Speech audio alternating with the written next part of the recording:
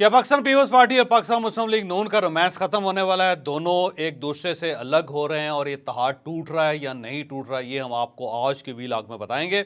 और चौधरी शुजात हुसैन कल चौधरी परवेज इलाही साहब से मुलाकात करने के लिए जेल गए। ये जेल में क्यों गए थे, किसका पैगाम लेकर गए थे और क्या चौधरी परवेज इलाही साहब चौधरी शुजात साहब की बात मान लेंगे या नहीं मानेंगे, ये भी आपको हम आज के वीलॉग में बताएंगे।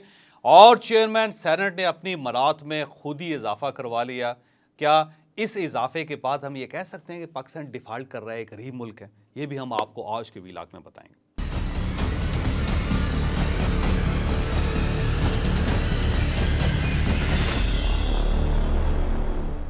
आप सबसे पहले चेयरमैन सेनेट साहब का कारनामा मुलाहिजा कीजिए कि चेयरमैन सेनेट साहब का ख्याल ये है कि जब वो जाएंगे अपने ओहदे से तब भी उनको इसका फ़ायदा होना चाहिए। तो उन्होंने अपनी मरात में इजाफा करवा लिया, अपनी तनख्वाह को अपने मरात से अलग करवा ली है। और अब ये जो मरात है, ये जो तनख्वाहें हैं, ये जो फैसिलिटीज़ हैं, इसके दो पोर्शन हैं।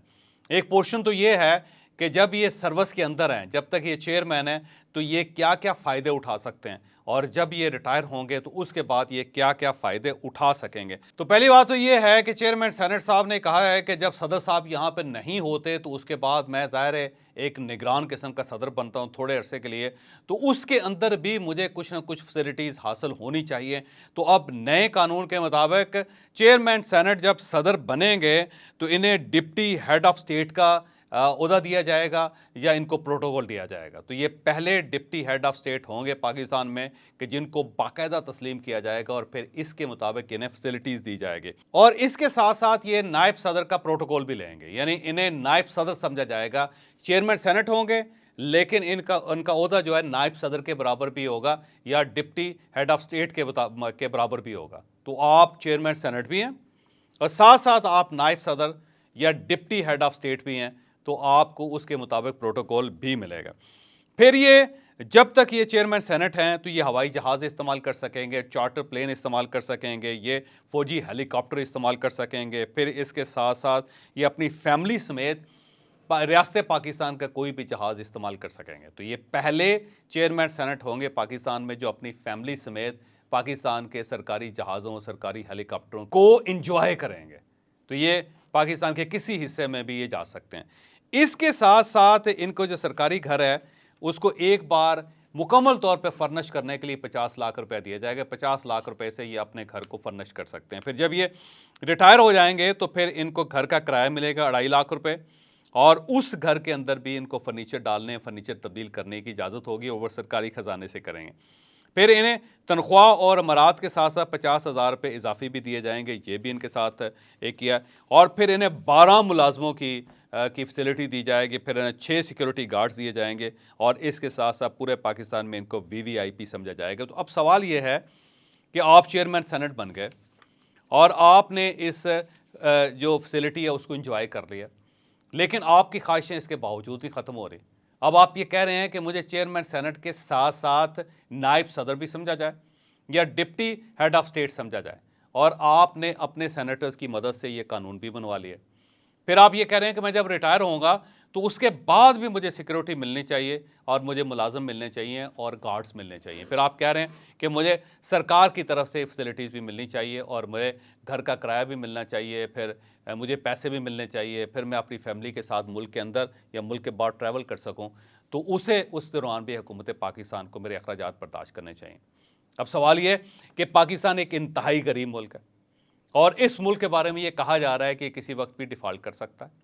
फिर हमने पाबंदी लगा दी है कि 25 जून के बाद पाकिस्तान के अंदर बाहर से खुराक की कोई चीज़ भी नहीं मंगवाई जा सकेगी, क्योंकि हमारे पास डॉलर नहीं है कि हम बाहर भेज के इवन खुराक से रिलेटेड चीज़ें, मेडिसिन से रिलेटेड चीज़ें भी पाकिस्तान में मंगवा सकें। पेट्रोल के लिए पैसे नहीं है हमारे पास, इसलिए हम रशिया से मंगवा रहे हैं और हम चाइनीज़ करेंसी में उनको पैसे पेमेंट कर रहे हैं। फिर जो महंगाई का आलम है वो आपके सामने है, फिर जो लॉलेसनेस है वो आपके सामने है। फिर पाकिस्तान ने अगले साल तक जो 22 अरब डॉलर देना है वो आपके सामने है। फिर सिंध हुकूमत की तरफ से मुतालबा किया जा रहा है कि सर 1 साल हो गया सैलाब के मुतासरीन को, अब उनकी बहाली के लिए भी पैसे दे दें, और वफाक के पास इतने पैसे नहीं हैं कि उनकी बहाली के पैसे दे सके। फिर कराची के अंदर जो पानी का इशू है उसके लिए ज़ाहिर है हुकूमत पाकिस्तान से पैसे चाहिए, तो हुकूमत पाकिस्तान के पास इतने पैसे नहीं है कि वो कराची में पीने के साफ पानी का बंदोबस्त कर सके। और इवन बिलावल भुट्टो का ये कहना है कि मैं अपने घर में भी टैंकर से पानी डलवाता हूँ। तो ये कराची की सूरत हाल है और हमारे पास पैसे नहीं। फिर आप गुर्बत देख लें, पाकिस्तान के अंदर तेज़ी से बढ़ती चली जा रही है। आप सिर्फ बेनज़ीर इनकम सपोर्ट प्रोग्राम के अंदर जो नए नए लोग एंटर हो रहे हैं, सिर्फ उनको देख लें आप। फिर हर शख्स जो इस वक्त है वो महंगाई का रोना रो रहा है, लेकिन साथ साथ चेयरमैन सेनेट साहब की जमरात हैं, जो उनकी तनख्वाहें हैं, और उन तनख्वाहों में उनकी रिटायरमेंट के बाद भी इजाफा कर दिया गया। तो क्या हम ये कह सकते हैं कि पाकिस्तान एक गरीब मुल्क है, या पाकिस्तान के अंदर इस किस्म की सूरत हाल है कि ये डिफ़ॉल्ट कर सकता है? तो मेरा ख्याल ये है कि जो कुछ रियासत कर रही है या जो कुछ गवर्नमेंट कर रही है, सिर्फ ये एक फ़ैसला जो है इसके चेहरे से पर्दा उठाने के लिए काफ़ी। ये साबित कर रहा है कि गवर्नमेंट की थिंकिंग क्या है, या रियासती इदारे उनकी थिंकिंग क्या है, या चेयरमैन सेनेट या स्पीकर कौमी असम्बली जैसे लोग हैं जो बड़े अमीर लोग हैं, जो बिलियनर हैं, यकीन करें आप, लेकिन उनकी जो हवस है उसकी कोई हदूद नहीं, वो फैलती चली जा रही है। यानी इवन वो 50,000 रुपये छोड़ने के लिए तैयार नहीं। वो ये समझते हैं कि उन्हें हेलीकॉप्टर्स को एंजॉय करना चाहिए, उन्हें जहाज़ों को एंजॉय करना चाहिए। भैया आपने क्या कारनामा सर अंजाम दे दिया? कोई दीवारें चीन बना दी है, कोई पाकिस्तान के अंदर पेट्रोल निकाल लिया है, कोई पाकिस्तान का डैम बना दिया आपने, कोई बिजली फ्री कर दी है पाकिस्तान में, कोई लोगों को टैक्स फ्री कर दिया आपने, क्या किया आपने? लेकिन आपकी ख्वाहिशात जो हैं उनका दामन दराज से दराज होता चला जा रहा है। कोई खुदा खौफी करें पाकिस्तान पर, यकीन करें कि ये वो लोग हैं और ये वो फैसले हैं जिसकी वजह से पाकिस्तान इस आलम को पहुंचा है, इस हालत को पहुंच गया है कि आज हम भीख का प्याला उठा के पूरी दुनिया में फिर रहे हैं, और जो हमारे करीबी दोस्त हैं वो हमें इस तरह देखते हैं कि यार आप क्या लोग हैं भाई, कब तक आपको हम इमदाद देते रहेंगे? और इसलिए इमदाद देते रहेंगे कि आपका जो चेयरमैन सेनेट है वो इस तरह इन पैसों को उड़ाता रहे। तो मेरा ख्याल है खुदा खौफी करनी चाहिए, और अगर सुप्रीम कोर्ट ऑफ पाकिस्तान को कोई चीज़ उड़ानी चाहिए, किसी कानून के ख़िलाफ़ को स्टे देना चाहिए, तो मेरा ख्याल ये है कि इस कानून के ख़िलाफ़ स्टे होना चाहिए, बजाय इसके कि आप 184(3) के अंदर जो तरमीम है उसके ऊपर स्टे करते रहें। आपको चाहिए कि चेयरमैन सेनेट को बुला के पूछें कि जनाब आप कर क्या रहे हैं, आपने कौन से ऐसे कमालात किए जिसकी वजह से आपको ताहयात ये मराद दी जाएँ। तो इस बिल के ख़िलाफ़ स्टे होना चाहिए। अगर सुप्रीम कोर्ट ऑफ पाकिस्तान के अंदर इस लोगों के लिए, आम लोगों के लिए थोड़ी सी भी हमदर्दी है, या वो वाकई पाकिस्तान और पाकिस्तानियों के बारे में फ़िक्रमंद है, तो उन्हें चाहिए कि चेयरमैन सेनेट को बुला के पूछ लें कि आप कब तक अपनी खिदमात का इस कौम से जुर्माना वसूल करते रहेंगे, कब तक इस कौम ने आपका तावान अदा करना है। तो सुप्रीम कोर्ट ऑफ पाकिस्तान को, चीफ जस्टिस ऑफ पाकिस्तान को चाहिए कि चेयरमैन साहब को बुला के सिर्फ एक बार इतना पूछ लें। यकीन करें कि शायद पाकिस्तान के अवाम आपको सलाम पेश करना शुरू कर दें, शायद आपको दुआ दें। अब हम आते हैं चौधरी शुजात और परवेज़ इलाही की मुलाकात की तरफ। कल चौधरी शुजात साहब अपने साहबजादे सालेक हुसैन के साथ चौधरी परवेज़ इलाही साहब से मुलाकात के लिए जेल में गए, और चौधरी परवेज़ इलाही साहब के साथ वो बैठे रहे, और उसके बाद चौधरी परवेज़ इलाही साहब को समझाते रहे, और चौधरी परवेज़ इलाही साहब ने उनसे टाइम मांगा कि आप बड़े भाई हैं, मुझे टाइम दें, फिर मैं आपको बताता हूँ कि मैंने करना क्या। अब सवाल ये है कि चौधरी शुजात हुसैन साहब किसके कहने पर वहाँ पे गए? देखें, चौधरी शुजात हुसैन साहब के वहाँ जाने की दो वजूहत थी। पहली वजह तो ये है चौधरी परवेज़ इलाही साहब चौधरी शुजात हुसैन साहब के इंतहाई करीब हैं, बल्कि बाज़ औक़ात तो ये महसूस होता है कि उनके सिर्फ एक ही सके भाई और उनका नाम चौधरी परवेज़ इलाही साहब है। आज तक पाकिस्तानियों ने जब भी देखा है चौधरी शुजात और चौधरी परवेज़ इलाही साहब को हमेशा इकट्ठा देखा है। लेकिन आप इक़्तिदार की संगीनी देखिए, इसकी संगदिली देखिए कि ये दोनों भाई भी एक दूसरे से अलग हो गए, और अब एक भाई जो जेल के अंदर है, दूसरा गवर्नमेंट के अंदर है। तो चौधरी शुजात हुसैन साहब की जो वहाँ जाना है, उसकी पहली वजह तो ये है कि वो परवेज़ इलाही साहब को थोड़ा सा हौसला देना चाहते हैं, उनको बताना चाहते हैं कि मैं आज भी तुम्हारे साथ खड़ा हूँ। तो एक हमदर्दी का एलिमेंट है। दूसरा, मेरा ख्याल ये है कि इस्टेब्लिशमेंट की तरफ से उन्हें कहा गया है, और रियासत की तरफ से उन्हें कहा गया है कि आप चौधरी परवेज़ इलाही साहब को समझाएं, वो बीमार हैं और इंतहाई अलील हैं, बुज़ुर्ग आदमी हैं, क्यों वो अपने आप को ख़राब कर रहे हैं? क्योंकि चौधरी परवेज़ इलाही साहब डटे हुए हैं, और जेल में बैठ के वो कहने लगे मेरा कख ना रहे, लेकिन मैंने इमरान खान को नहीं छोड़ना। तो अब चौधरी शुजात हुसैन साहब उन्हें बताने के लिए आए कि जनाब अगर आप कुर्बानी दे भी देंगे तब भी इमरान खान साहब आपकी कुर्बानी को कबूल नहीं करेंगे, क्योंकि इमरान खान साहब के दिल में आपके लिए कोई एहतराम नहीं है, वो आपको अपॉर्चुनिस्ट समझते हैं। उनका ख्याल ये है कि आप मौके से फ़ायदा उठाना चाहते हैं और आप उनकी पार्टी पे कब्जा करना चाहते हैं। तो बेहतरीन टाइम यही है कि आप PTI की सदारत से इस्तीफ़ा दें और बाहर निकल के एक प्रेस कॉन्फ्रेंस करें और उनसे कहें कि मेरा सियासत के साथ कोई ताल्लुक़ नहीं है, और अब मैं सिर्फ़ और सिर्फ अपनी सेहत का ख्याल रखूँगा, और उसके बाद अपने मुकदमात को फेस करें, और साथ साथ जो जो गलतियाँ मोनस इलाही ने की हैं वो सब बताएं कि इसने गलती की है, और मोनस इलाही को वापस बुलाएं, बुला के उससे कहें कि बेटा अगर जेल देखनी है तो तुम देखो, तुम जवान आदमी हो, तुम्हें ये केस भुगतने चाहिए, तुम स्पेन को एंजॉय कर रहे हो और मैं यहाँ पे जेलों में बैठा हूँ। तो आप अपने बेटे को बुला के सिविल और मिलिट्री अथॉरिटीज़ के हवाले करें ताकि वो इनके खिलाफ को केसेस को मनतकी नतीजे तक पहुँचा सके और अपनी जान बचाएं। तो चौधरी परवेज़ इलाही साहब ने टाइम मांगा है और मेरी जो इतलात हैं तो 1-2 दिनों के अंदर चौधरी परवेज़ इलाही साहब जवाब देंगे। और इसमें कोई शक नहीं कि चौधरी शुजात हुसैन ने जब जाके अपने भाई को देखा तो उन्हें उनके सूजे हुए पाँव देख के या उनकी उतरा हुआ उनका मुंह देख के या फिर उनकी हेल्थ रिपोर्ट्स देख के बड़ा अफसोस हुआ और उन्हें कहा कि तुम शहजादे थे, तुम बहुत अच्छी ज़िंदगी तुमने गुजारी, तुमने अपने आप को क्यों ख़राब कर लिया। तो दोनों भाई एक दूसरे के साथ बैठ के कोई गिले शिकवे भी करते रहे, लेकिन मेरी इतलात के मुताबिक अब चौधरी परवेज़ इलाही साहब भी अनकरीब इमरान खान साहब से अपनी अलहदगी का ऐलान कर देंगे और जो ये ऐलान होगा तो चौधरी परवेज़ इलाही साहब की मुश्किलें भी आसान हो जाएंगी और एक प्रेस कॉन्फ्रेंस का आप इंतज़ार करना शुरू करें। और अब बिलावल भुट्टो और नून लीग के दरमियान जो इख्तलाफात हैं हम उस पर बात कर रहे हैं। चंद दिन पहले बिलावल भुट्टो ने सवात के अंदर खड़े होकर ये ऐलान किया था कि अगर हमारे मुतालबात ना माने गए, अगर जो सिंध के सलाह मुतासरीन हैं उनके लिए इमदाद ना दी गई, वफाकी हुकूमत ने उसके बजट के अंदर उनके लिए पैसे ना रखे तो हम बजट पास नहीं होने देंगे, हमारे वोट जो हैं गवर्नमेंट को या प्राइम मिनिस्टर को नहीं मिलेंगे, जिसके बाद बजट पास नहीं हो सकेगा। ये एक हैरान कुन किस्म की बात थी क्योंकि बिलावल भुट्टो और उनके साथ हिना रुबानी खर ये दोनों वफाकी वुज़रा हैं, इस वक्त दोनों फॉरेन मिनिस्टर्स भी हैं। एक foreign minister, full foreign minister है, दूसरा मिनिस्टर फॉर स्टेट है और ये कैबिनेट का हिस्सा भी हैं।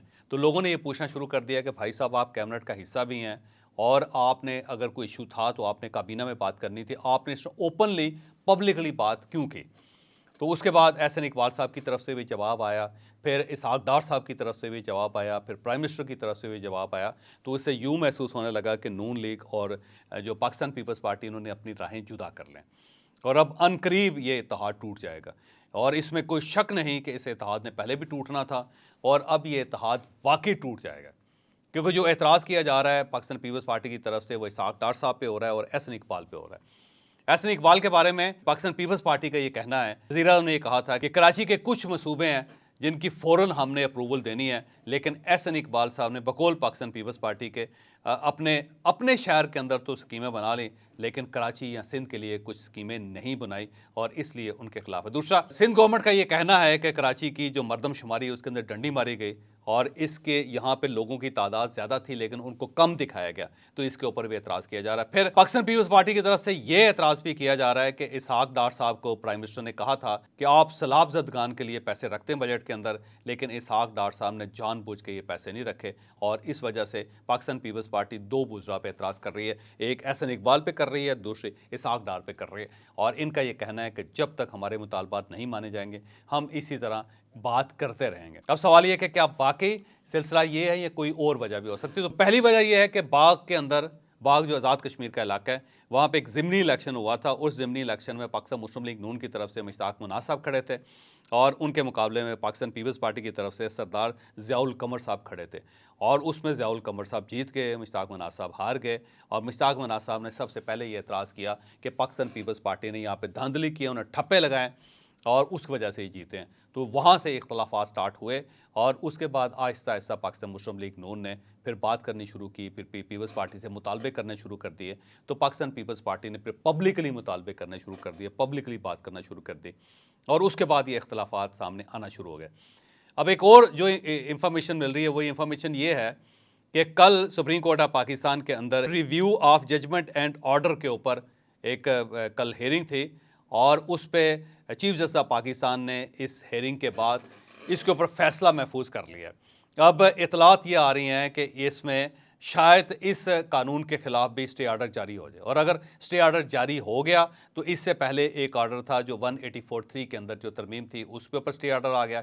अब ये दूसरा स्टे ऑर्डर आ जाएगा और इसी दौरान अगर सुप्रीम कोर्ट ऑफ पाकिस्तान ने हुकूमत पाकिस्तान के चंद आला अहदेदारों पर, जिसमें वज़ीर आज़म साहब भी शामिल हैं, इनके खिलाफ अगर तौहीन अदालत की कार्रवाई स्टार्ट हो गई तो यहाँ पे तौहीन अदालत की कार्रवाई स्टार्ट हो जाएगी। वो वज़ीर आज़म के ख़िलाफ़ होगी, इसहाक डार साहब के ख़िलाफ़ होगी, वो वज़ीर कानून के ख़िलाफ़ होगी, वो वज़ीर दाखिला के ख़िलाफ़ होगी। तो अब आप इससे अंदाज़ा लगाएं कि पाकिस्तान मुस्लिम लीग नून के ख़िलाफ़ कार्रवाई शुरू हो जाएगी अदालती, और अगर वो अदालती कार्रवाई का फ़ैसला हो गया तो ये डिसक्वालीफाई हो जाएँ। इस दौरान उन तमाम वज़रा के ख़िलाफ़ भी कार्रवाई की जाएगी कि जो प्रेस कॉन्फ्रेंस करते रहे हैं चीफ जस्टिस ऑफ पाकिस्तान के ख़िलाफ़, और उन लोगों के ख़िलाफ़ भी होगी कि जिन्होंने जजेस की तस्वीरें दिखा के जलसों के अंदर उनके ख़िलाफ़ नारे लगवाए थे। तो इस तरह पाकिस्तान मुस्लिम लीग नून का बहुत बड़ा चंक जो है वो आने वाले दिनों में अदालतों में फंस जाएगा और वहाँ पे इनके खिलाफ कार्रवाई हो जाएगी। और इस तरफ जो पाकिस्तान पीपल्स पार्टी वो अपने आप को डिस्टेंस पर रख के वो ये समझती है कि हमारे पास बड़ी गोल्डन अपॉर्चुनिटी है कि अगर पाकिस्तान मुस्लिम लीग नून इस तरह फंस जाती है और वहाँ पे उनके खिलाफ केसेस शुरू हो जाते हैं और उनको डिसक्वालिफिकेशन का सामना करना पड़ता है, तो फिर उसके बाद सिर्फ हम बचेंगे जो अगला इलेक्शन विन कर सकते हैं। तो पाकिस्तान पीपल्स पार्टी इस अपॉर्चुनिटी का फ़ायदा उठाना चाहती है। वो ये चाहती है कि वो मैदान में रहें और इसका मुकाबला सिर्फ पीटीआई के साथ, और पीटीआई भी जो नई पीटीआई हो उसके साथ हो। तो आने वाले दिनों में कोई एक इस सियासी इत्तेहाद बना के तो बिलावल भुट्टो साहब को प्राइम मिनिस्टर बना दिया जाए। तो पाकिस्तान पीपल्स पार्टी इस अपॉर्चुनिटी का फ़ायदा उठाना चाहती है। उसे पता है अब अगर हम इस कश्ती के सवार रहे तो हमें कोई ख़ास फ़ायदा नहीं होगा, और पाकिस्तान मुस्लिम लीग नून भी सूरत-ए-हाल को समझती है कि पाकिस्तान पीपल्स पार्टी अब डिस्टेंस पे जा रही है और अब वो सिर्फ अपना मामला सीधा करना चाहती है इस्टेब्लिशमेंट के साथ। तो आने वाले दिनों में ये हकीकत है कि पाकिस्तान पीपल्स पार्टी और पाकिस्तान मुस्लिम लीग नून की राहें जुदा हो जाएंगी और अगला जो इलेक्शन होगा वो पीटीआई और पाकिस्तान पीपल्स पार्टी के दरमियान होगा।